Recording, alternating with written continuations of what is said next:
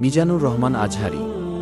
তার জন্ম ১৯৯০ সালের ২৬ জানুয়ারি কুমিল্লা জেলার মুরাদনগর উপজেলায়। তার পিতা ছিলেন একজন মাদ্রাসার শিক্ষক, যা তার ধর্মীয় শিক্ষার প্রতি আগ্রহ তৈরি করে। শিক্ষা জীবন। আজহারী কুমিল্লার দারুল আরকাম মাদ্রাসায় কুরআন শিক্ষা লাভ করেন এবং সেখানে কুরআন হেফজ সম্পন্ন করেন।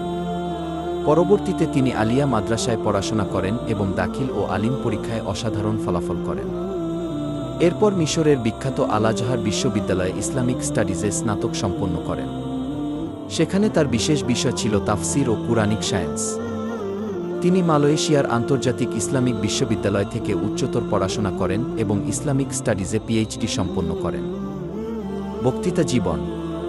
শিক্ষাজীবন শেষে মিজানুর রহমান আজহারী ইসলামিক বক্তা হিসেবে পরিচিতি লাভ করেন। তার গভীর জ্ঞান, সুন্দর বাচনভঙ্গি ও প্রাসঙ্গিক আলোচনা শ্রোতাদের আকৃষ্ট করে। তার বক্তব্যে আধুনিক সমস্যা ও ধর্মীয় শিক্ষার সমন্বয় লক্ষ্য করা যায়। এই সংক্ষিপ্ত বিবরণ তার কর্মজীবনের প্রথম দিকের একটি ঝলক তুলে ধরে।